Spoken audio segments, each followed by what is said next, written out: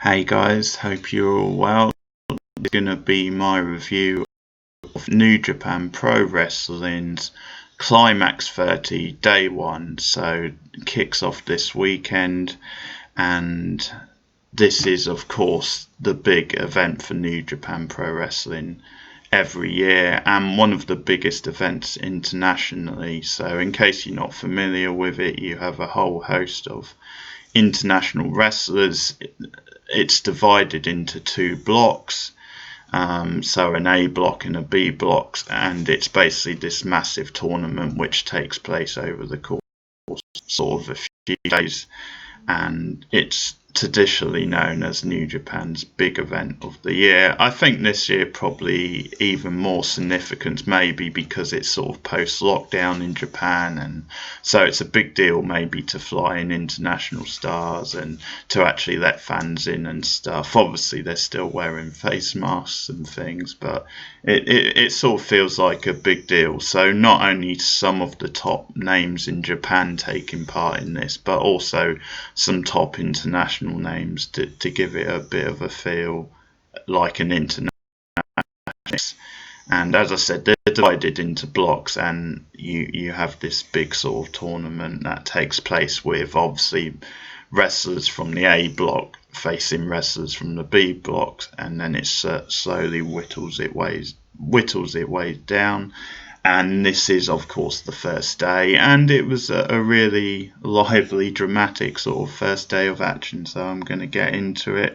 Sorry if I butcher some of these names. The opening match was the Young Lion Yohei Amori taking on sort of the more Yotai Tashina, and this was a tidy little opener, a sort of slow building, kind of hard-hitting style match. I think Tashioji took kind of the early advantage with a nice sort of vertical suplex, his power game coming into play, but there was a nice little like comeback, sort of slow comeback from the Young Lion, who really sold quite a lot in the early going, and he eventually came back a nice sort of reverse sort of suplex, and then he eventually hooked on his Boston Crab for like a couple of minutes, but the difference was when he sat back on it for extra leverage, sort of grapevined it, and he got the submission, so maybe a little bit of an upset. It was a tidy opener, as I said, so I'm going to give it 3 stars. So that's the opening match. We then had 2 very flamboyant performers come out. You had Ryujiro Takashima, part of the Pimp Club, as is known. And then I guess you had the more rock and roll sort of cocky heel of Will Ospreay, who is an American, so coming over from the States. And he proudly pronounced that now that he's in New Japan again and wrestling in Japan, things can really pick up. You know, they did quite well during the pandemic, but now things are even more exciting than he's in town. And yeah, you got some great sort of high flying and stiff blows in here, some good flying shots from Ospreay.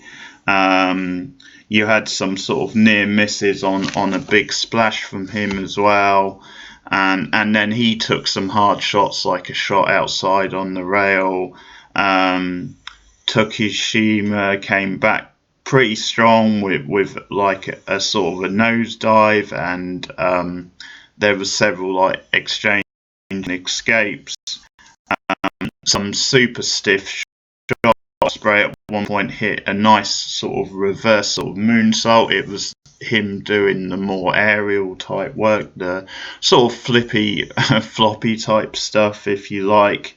And the stiffer stuff was coming from his opposition, the more experienced.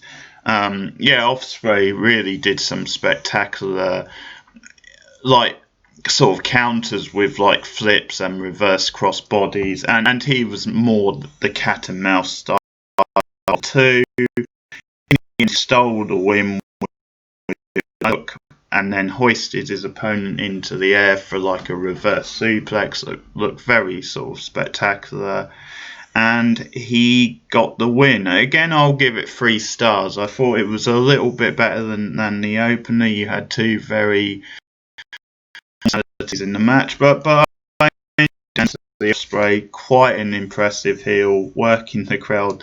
He sort of did this thing at the beginning where he came off as quite sincere and happy to be there, and then he sort of went all heelish as the match won. But I think you could really see the production values of this show in like their respective entrances. Very sort of cinematic at times.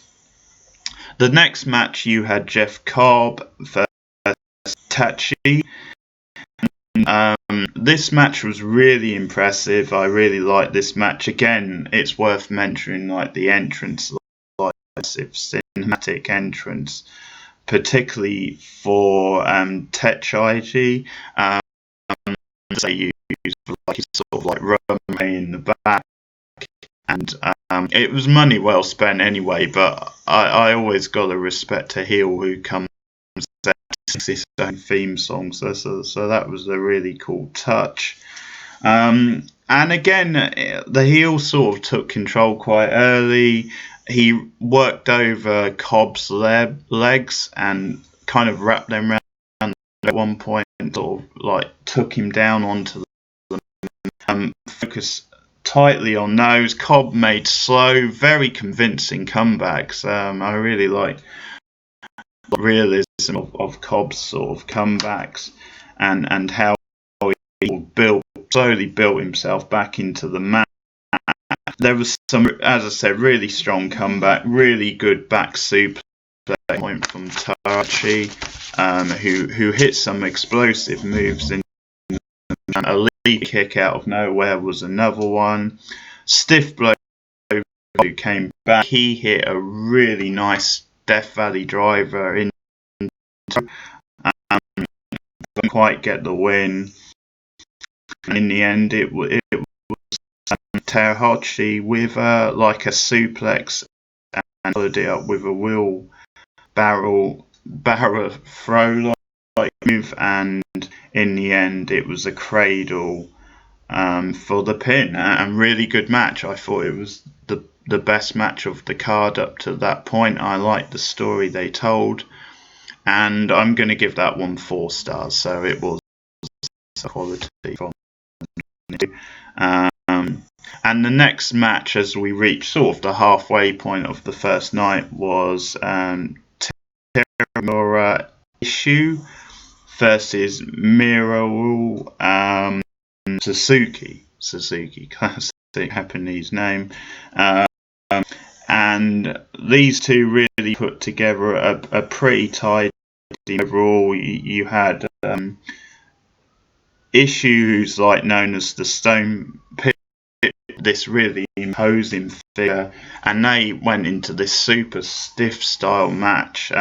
Issue taking a lot of the blows, because he really was well built like monster, but by the end he looked really knackered. He'd been taking all these suplexes and sort of like really broken down. But this was almost a classic Japan style match where you had like these sort of spots that were like breaking up, other like stiff blows where it was like the sort where it was really sort of two heavyweights just standing off and exchanging style blows. Like at one point they had a really cool like, chop fest, so that was really awesome. I think my only thing with this match is I think they dragged it out a little bit, and I think there were 1 or 2 sloppy moments. So I'm going to say it was a good match, but maybe not quite as good as it could have been.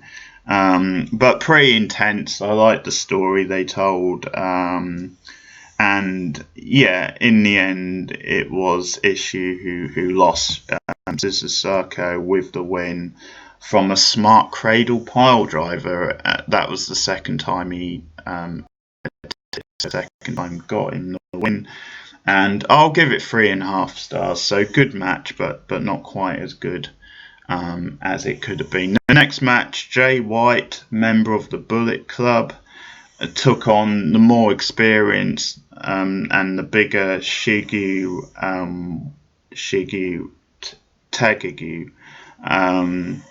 And this again was this almost like classic, cat and mouse, big versus small guy. White kind of taking his time, playing with the crowd, playing with the opponent. And there was a lot of starting and stopping. I think Shigu really got the early edge, type, sort of taking the fight outside and working him down with the power moves. But White's slowly, with the help of his manager, kind of took over, got the upper hand, started to focus on the back of his opponent, stretching him out at one point on the ropes. I sort of liked the way he was working the crowd and sort of barking at the crowd, which was pretty cool. And not literally, but that sort of sound. And there were one or two botches from White. One thing which was a feature of this night was DDTs on the floor. We saw it in this match. I think they kind of overdid that, and it's obviously a dangerous spot. So I think nowadays, with what we know about head injuries, they should maybe stay away from that sort of stuff as much as possible. But awesome snap suplex at one point by Shigu, who worked his way back into the match. Some good release suplex. There was a twisting sort of rock bottom at one point for a near fall. And some spectacular moves. Shigu with a pump handle slam, like a bundle type package type move, also got a 2. And really stiff, hard running lariat almost took White's head off. But White kept surviving, almost stole the win with a small package. And there was this ref bump, as there was all sorts of confusing going on in the latter part of the match. And at one point, this meant then a sure 3 count for the face. The ref wasn't there to count the shoulders down. And White came back with a low blow, very resourceful sort of heel, and a couple of suplexes. And eventually White stole the win, which was maybe an upset. But really strong match again. 4 stars I'll go with for that one also. So the next match, which was actually the main event of the evening, 2 big names in Japan. You had Keta Ibushi versus Kosuke Okuda. So they have it, 2 of the big Japanese names. And a really strong matchup. You had an early head scissors from Okuda, who was very much playing defense. There was a guardrail shot from Ibushi at one point. Again, there was more DDTs on the floor, and there was some really good selling, I think, from Ibushi, and he really brought the spectacular high flying. At one point he hit a perfect standing moonsault. He also hit a perfect spectacular Ashiari moonsault, which was off the ropes onto the floor onto his opponent. And he kept making these short but sharp comebacks. Really good sort of selling and psychology. Some good suplexes. The heel Akuda.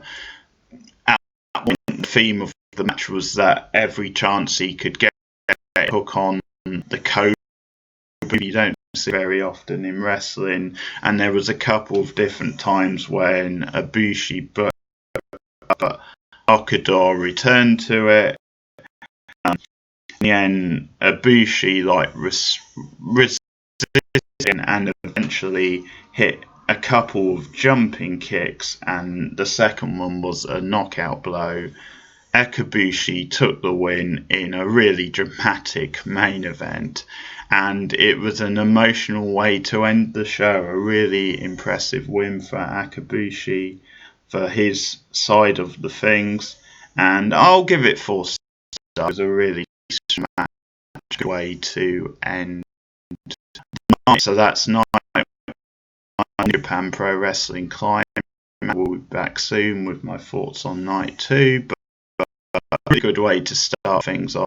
I really enjoyed it. Some good action, some good personalities, and yeah, just to highlight also on the channel, like sort of old live streams I've been doing, because it's the month of September. I've been basically watching pay-per-views or TV from September past, let's say. So I've got some more to come before.